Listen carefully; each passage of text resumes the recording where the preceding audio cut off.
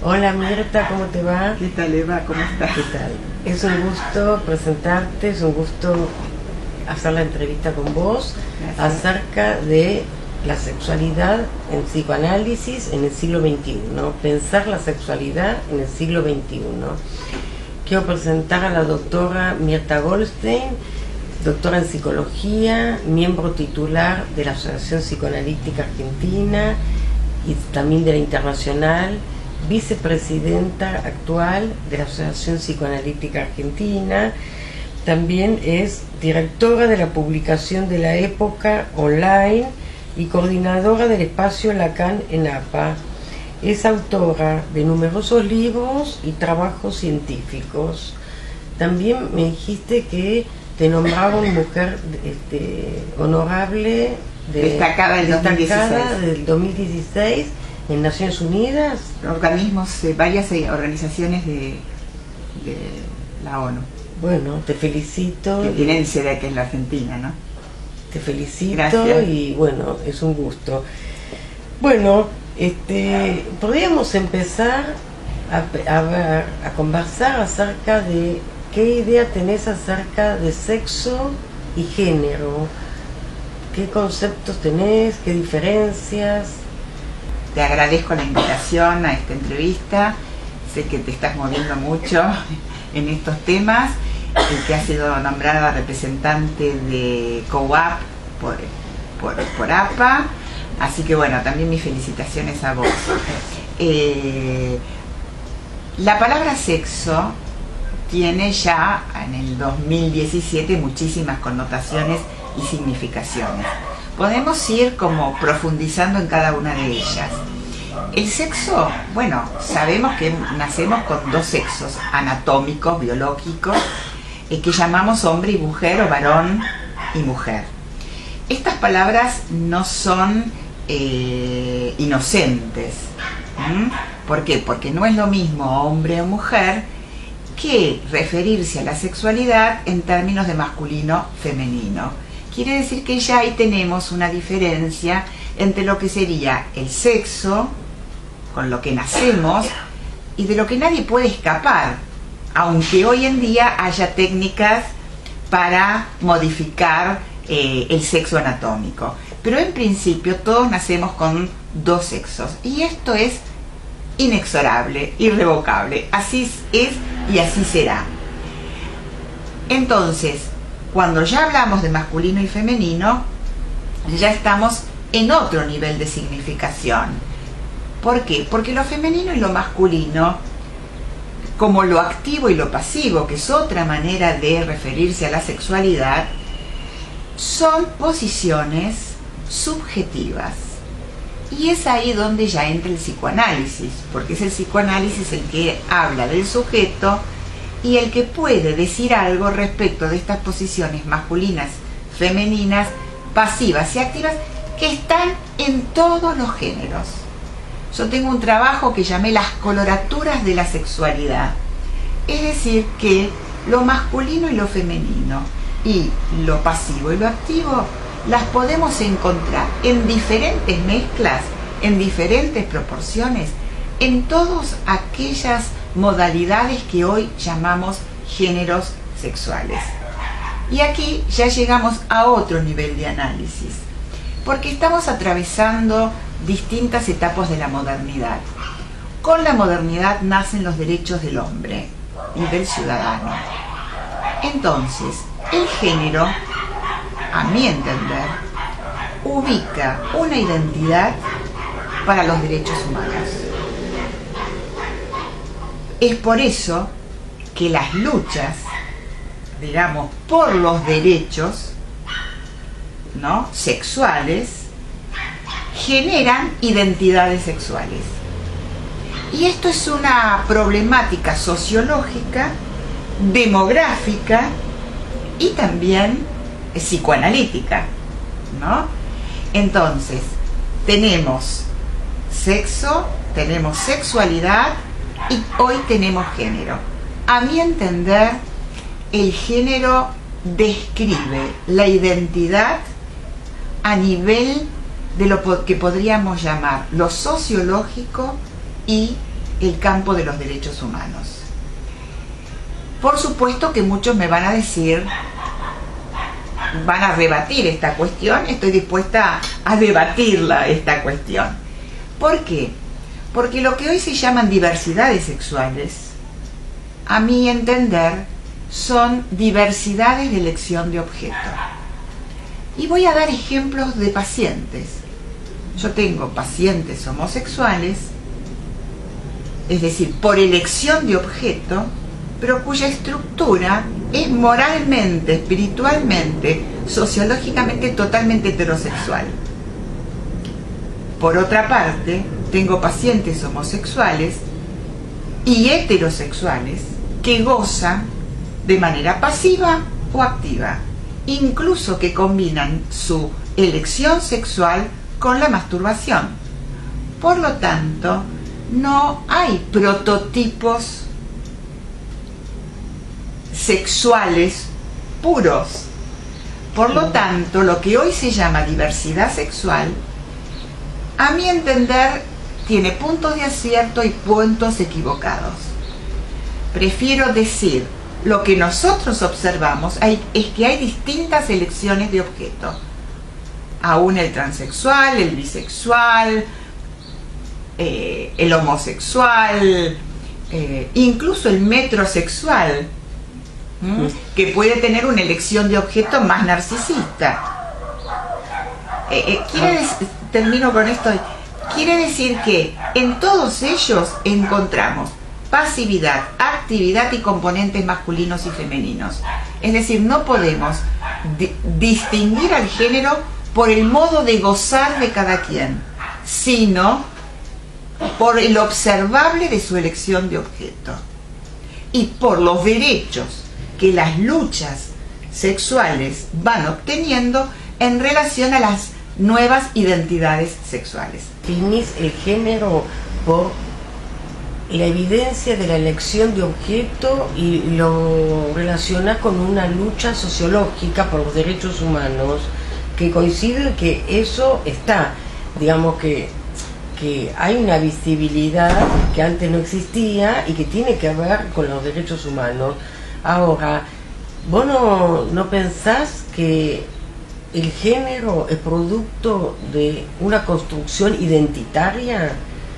Que la elección de objeto, está bien, es una evidencia, pero que tiene que ver con una elección, una construcción identitaria que puede coincidir con el sexo biológico o no necesariamente, y que en todos los seres humanos está la parte femenina y masculina, activa y pasiva, pero que definirse de determinado género creo que tendría que ver con una construcción identitaria. Yo creo que la construcción identitaria es producto de las luchas por la aceptación social de una determinada identificación con una determinada elección de objeto. Siempre hubo diferentes modalidades sexuales, no es nuevo. Es decir, podríamos decir que siempre existieron los distintos modos de gozar sexualmente. ¿Cuándo esto empieza a aparecer y empieza a cobrar pregnancia social? Justamente cuando hay oportunidad de ejercer una lucha en favor del reconocimiento de esa característica sexual. No es que la característica sexual no existía antes. Por supuesto que siempre hubo niños que se vestían de nena, siempre hubo nenas que a las que se llamaba marimachos, por ejemplo, en la Argentina, ¿no? Es decir, cuando hubo hubo oportunidad, porque podríamos decir que antes de la modernidad, digamos, a lo mejor no había oportunidad de esta lucha por la construcción identitaria. La construcción identitaria proviene de la necesidad de aceptación social, de inserción social y de tolerancia social. Es por eso que para mí tiene tanto que ver con la lucha de los derechos humanos. Entonces, dado que la diversidad sexual siempre existió, la pregunta es al revés. ¿Por qué hoy adquiere predominancia, preeminencia, visibilidad pública? Porque hay oportunidad. Si no, seguiríamos en la intolerancia y en el secreto. ¿Por qué decimos, o se decía hace unas décadas atrás, salió del placard? Porque toda esa sexualidad estaba metida en un placard de la represión social y moral, y hubo que sacarla del placard para darle visibilidad social. Y es a partir de eso que empiezan todos los estudios sobre la construcción de identidad. Entonces, me parece que hoy la construcción de identidad se monta sobre esas luchas de la misma manera que el reconocimiento de la valoración de las mujeres se montó sobre las luchas feministas. Entonces hoy hablamos, por ejemplo en la Argentina, un 50%, yo puedo no estar de acuerdo con que se obliga a que haya un 50%, digamos, de mujeres en todos los estamentos institucionales, pero la realidad es que esto se logra después de 300 años de luchas, digamos, por los derechos de la mujer. Entonces, obviamente que hay una construcción psíquica, emocional, afectiva, que viene desde la infancia y que en la pubertad termina siendo lo que hoy llamamos un género. Por supuesto, eso no se puede negar. Pero la construcción de género, fíjate vos que todavía no tiene 100 años. Todo este aspecto que no estuvo pensado en el psicoanálisis, siendo el psicoanálisis caracterizado por la importancia que Freud le dio a la sexualidad infantil, ¿no te parece una paradoja que muchos psicoanalistas empezaron a descubrir las diferencias de género justamente a partir de la legalización? Porque la sociedad, ya sea por moda, ya sea por derecho logrado, ¿no? Por un derecho humano civil conseguido, aceptado, promulgado, tenemos en la Argentina matrimonio homosexual, con lo cual, digamos, ya tenemos un avance. Eso modifica obviamente la moral y modifica también las relaciones interdisciplinarias. Entonces no me llama la atención que los psicoanalistas se ocupen de un fenómeno social. Al revés, me parece muy bueno que haya psicoanalistas que se ocupen de la articulación entre lo que es el psicoanálisis y lo que es la sexualidad humana y lo que es el fenómeno social. O sea, no me parece extraño, al revés, me parece complementario. Lo cual no significa que los pilares de la sexualidad descubiertas por el psicoanálisis caduquen. Justamente al revés, creo que hay posibilidad de hablar de una construcción subjetiva. Yo no hablo de construcción identitaria porque me parece que no es por la identidad que un sujeto se define, sino es por toda su estructura psíquica. Entonces, me parece que la construcción subjetiva tiene que ver hoy con el reconocimiento de lo que el psicoanálisis descubrió, más todo el aporte de, podríamos decir, aquellas disciplinas que se ocupan de la diversidad sexual. Este acople me parece que es secundario a toda todo este movimiento social. Pensemos la repercusión que tienen las marchas gay en todo el mundo, en Israel, en Holanda, en la Argentina, que convocan no solo a los homosexuales, por ejemplo, sino convocan incluso a muchísimos heterosexuales. Con lo cual uno podría pensar, ¿qué le pasa a ese heterosexual que participa de esa marcha? Yo diría dos cosas. Por un lado, se acopla a una lucha de lo que yo llamo los derechos humanos, ¿no? Por otro, algo lo identifica con esa marcha. Es decir, que hay un aspecto inconsciente con el cual se identifica su propia heterosexual, que es una combinación de homosexualidad y heterosexual, con esa homosexualidad que está afuera. Entonces hay un aspecto interno que aparece afuera, pero que justamente el psicoanalista puede decir, algo de eso también sos vos. Lo cual implica también un aporte impresionante del psicoanálisis a los derechos humanos, porque implica decirle, no discrimines, porque eso también sos vos. Vos hiciste la diferencia entre identidad y subjetividad. ¿Qué lugar le das a la sexualidad en la construcción subjetiva? Como psicoanalista puedo contestarte a partir de la teoría psicoanalítica, y diría, las primeras identificaciones que construyen la subjetividad tienen que ver con la pulsionalidad de los padres. O sea, un niño empieza a identificarse con la pulsionalidad de los padres. ¿Qué es la pulsionalidad de los padres? En un lenguaje muy sencillo es la garra vital que cada uno le pone, ¿no?, como sujeto, y que le transmite al niño. El niño se identifica, incorpora esa vitalidad que es sexual, que es activa, que es pasiva, que es femenina, que es masculina, que tiene identidades, por supuesto, ancestrales. Cada padre viene con una carga histórico-subjetiva transgeneracional. Es decir, que hay en esa construcción de la subjetividad algo que trasciende solo lo identitario.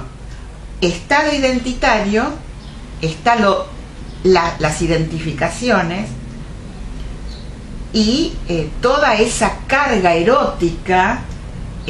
Cuando digo erótica, digo eros y tánatos, ¿no?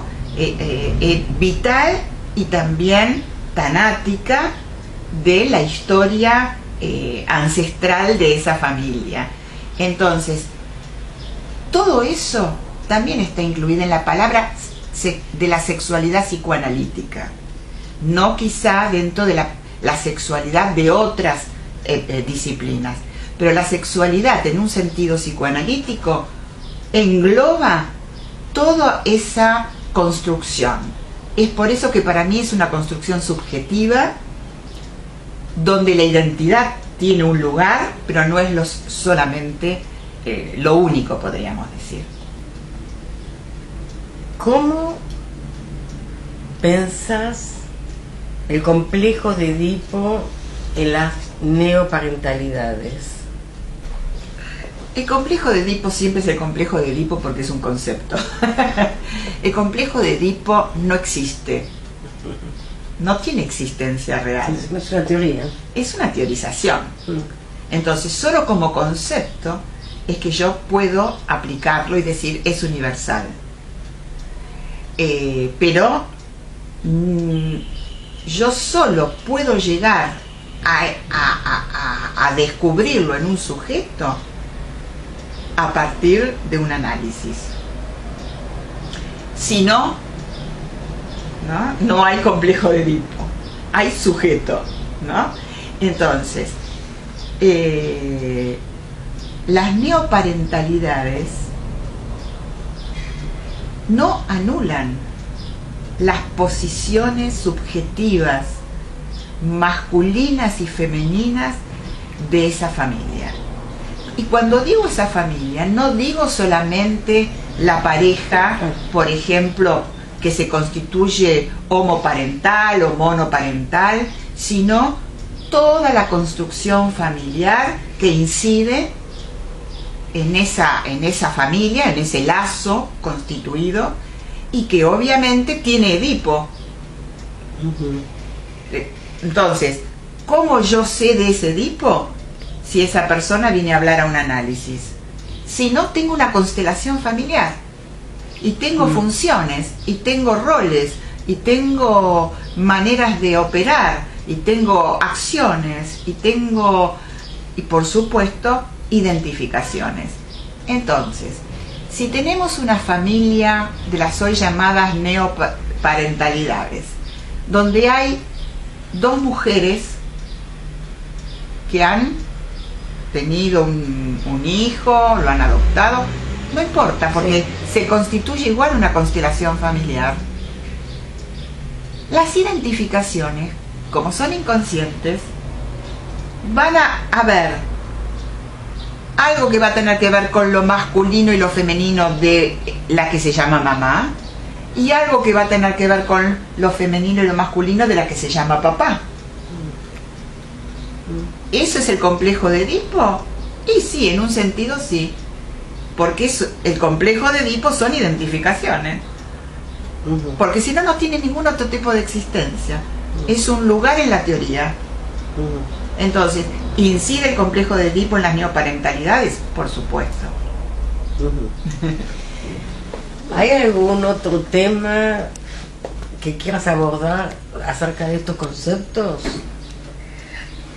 Bueno, quizás recalcar esta cuestión de que, salvo que un sujeto venga al análisis y hable y esté dispuesto a analizarse, nadie sabe de qué goza.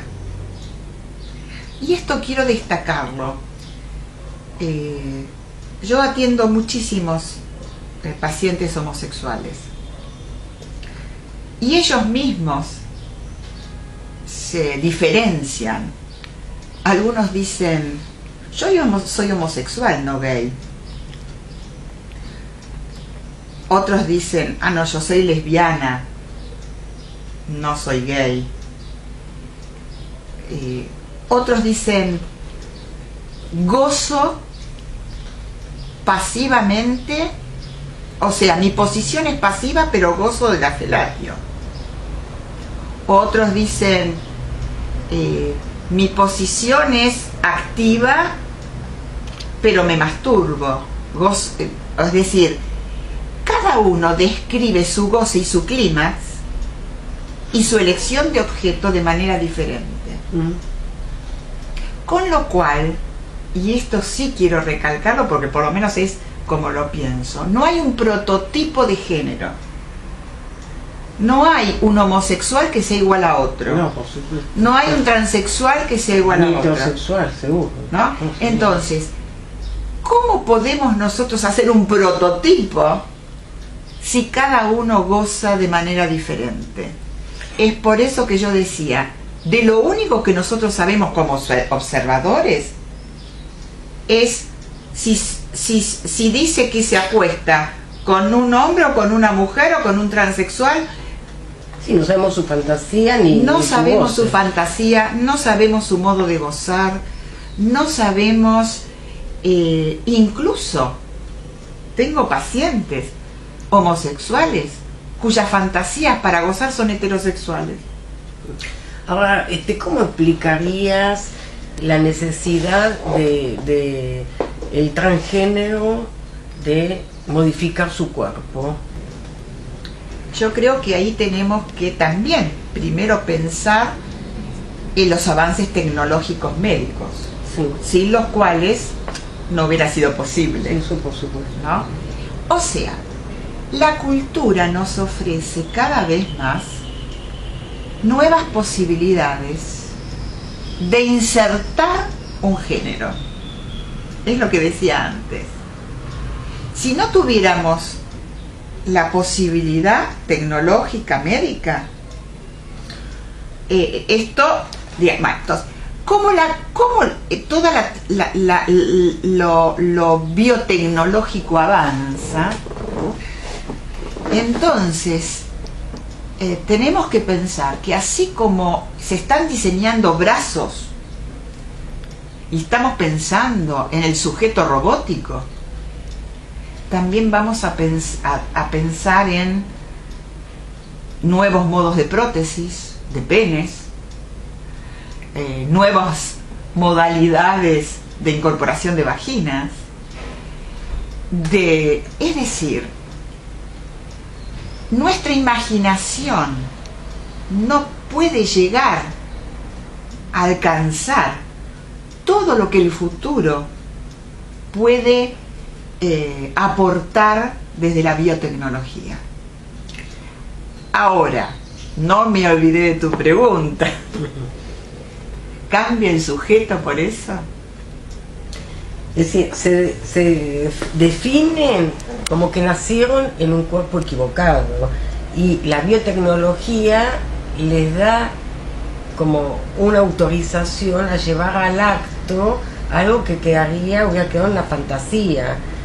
O en el acto, pero un acto mucho más privado. ¿Por qué la necesidad de transformar el cuerpo? Porque están los travestis que se cambian. Pero son distintas construcciones subjetivas. Ahí está. El que se cambia de, digamos, el que se opera, el que toma hormonas, el que usa,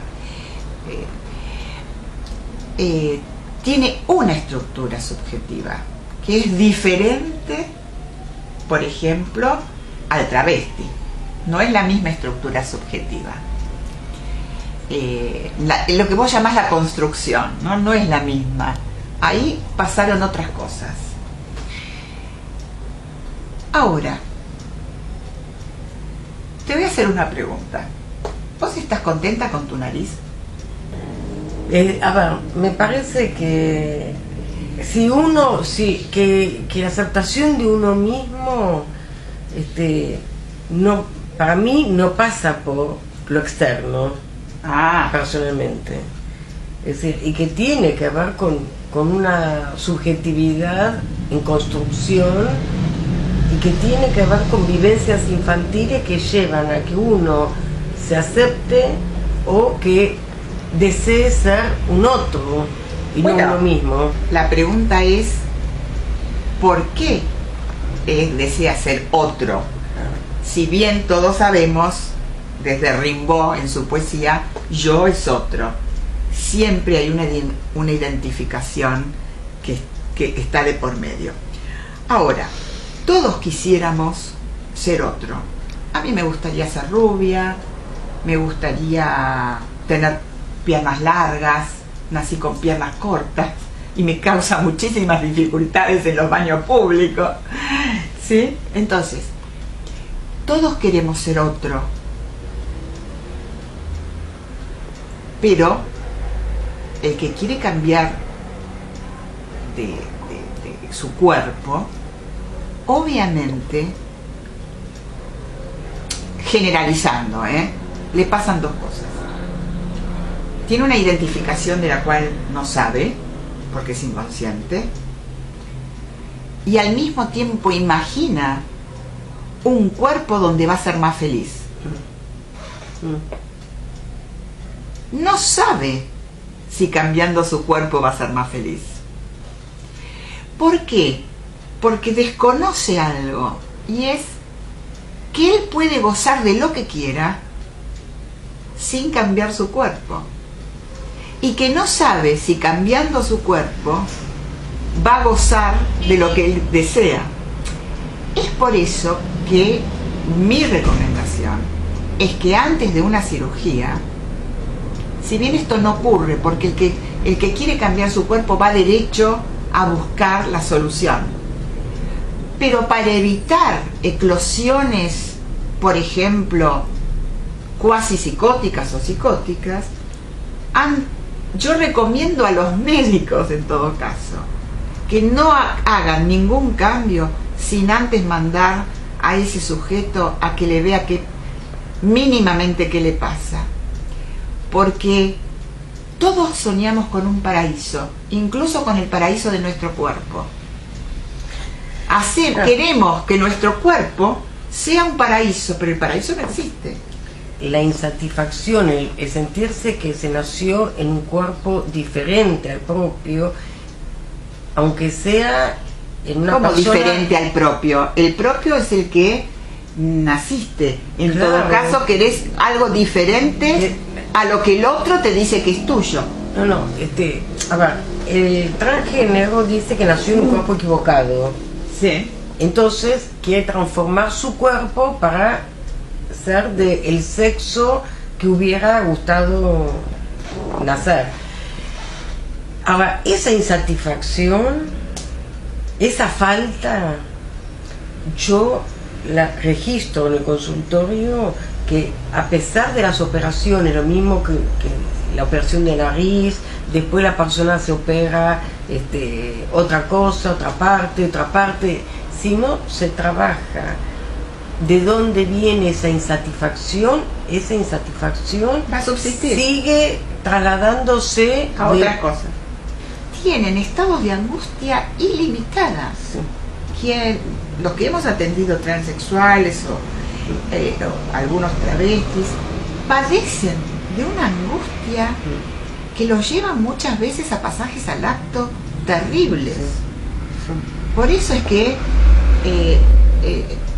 hay un mensaje a los médicos: ojo, así como viene un paciente normal al consultorio y dice me quiero divorciar, y yo le digo bueno, espere, veamos primero qué le pasa.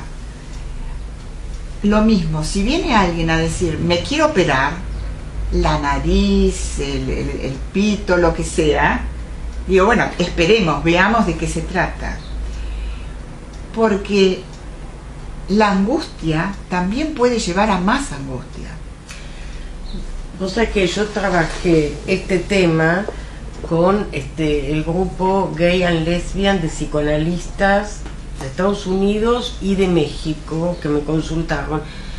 Lamentablemente el tema está muy politizado y entonces en Estados Unidos, por ejemplo, y también en México, le piden a un psicólogo que haga el acto para la operación. Entonces se encuentran en una situación dilemática, porque si los mandan a terapia es como patologizar la sexualidad y está politizado. Y si el psicólogo firma y después la persona entra en un quiebre psicótico o un intento de suicidio, el responsable es el psicólogo. Entonces se encuentra en una situación dilemática y en ese sentido fui consultada y bueno, lo que están haciendo en este momento es firmar. En el momento de la entrevista el paciente está en condiciones, es decir, dejan abierto todo lo que pueda suceder después de la operación, y hay muchos intentos de suicidio. Por supuesto, porque es esto lo que yo les decía, todos soñamos con un paraíso corporal, un cuerpo que no se enferme, que no envejezca, un cuerpo que no sufra dolor, un cuerpo que goce de todas las fantasías que uno se le ocurra, que sea deseado. Entonces todos tenemos una fantasía de un cuerpo paradisíaco, pero el paraíso no existe. Fuimos echados, el Génesis dice, te echaron del paraíso, ¿no? Y somos mortales. Entonces, pero quiero agregar nuevamente otro tema. Justamente ayer vi una película de Square, y por eso es que para mí todo esto tiene que ver con los derechos humanos, con la banalización de los derechos humanos y con las contradicciones que tienen los países más avanzados respecto de los derechos humanos. Lo que vos planteás es una problemática social de todos aquellas sociedades, aquellos países donde avanzan en materia de derechos humanos, pero no pueden anticipar los conflictos que eso va a traer. Los efectos, sí. Y entonces, a ver, no me estoy poniendo en una posición intolerante, sino lo que digo es hay que advertir que cuando avanzamos en una determinada línea, eso va a tener consecuencias y va a tener conflictos y efectos. Entonces, me parece bien que se avance en los derechos. Por eso para mí las cuestiones de género y lo que vos planteás de la consulta que te hicieron es para mí un tema a trabajar interdisciplinariamente con juristas, con sociólogos, con psicólogos, no solamente el médico y el psicólogo. Sí. Porque está también en juego lo que se llama la mala praxis ahí. Según lo que entiendo, es decir, le das mucho lugar al género desde lo sociológico. Sí. Personalmente creo que la legalización de matrimonio igualitario sí tiene que ver con los derechos humanos y y aparte fui consultada por la legislatura para el matrimonio igualitario, para la aceptación, y leyeron mi libro de homoparentalidades, nuevas parentalidades. Pero yo creo que la diversidad de género era previa, lo que pasa es que se legalizó, y en Occidente y en algunos países, porque en otros países todavía hay pena de muerte y hay castigo. Sí, bueno. Es decir, me parece que lo que era un acto privado, subjetivo, pasó a cobrar una legalización. Claro, pero eso gracias a las luchas. Y me parece que eso es muy importante. Por eso es un tema de los derechos humanos, claro. Sí, por eso para mí es muy importante el aspecto jurídico-sociológico de toda esta cuestión. Después en los consultorios, yo me olvido de qué elección de objeto tiene el paciente, lo escucho como sujeto. Hace como unos más o menos 35 años atrás, en el año 80, yo trabajaba en un servicio de psicogeriatría y tuve un año, creo que en el año 80 fue, 79-80, la primer casuística de homosexuales viejos, hombres.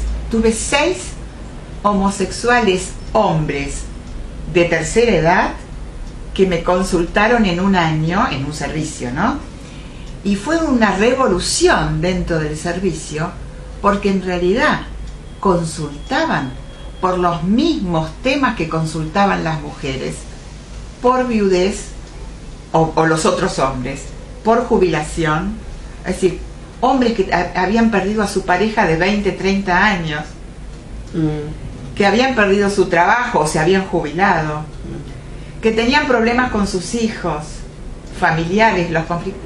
O sea, los conflictos existenciales de las personas no tienen género.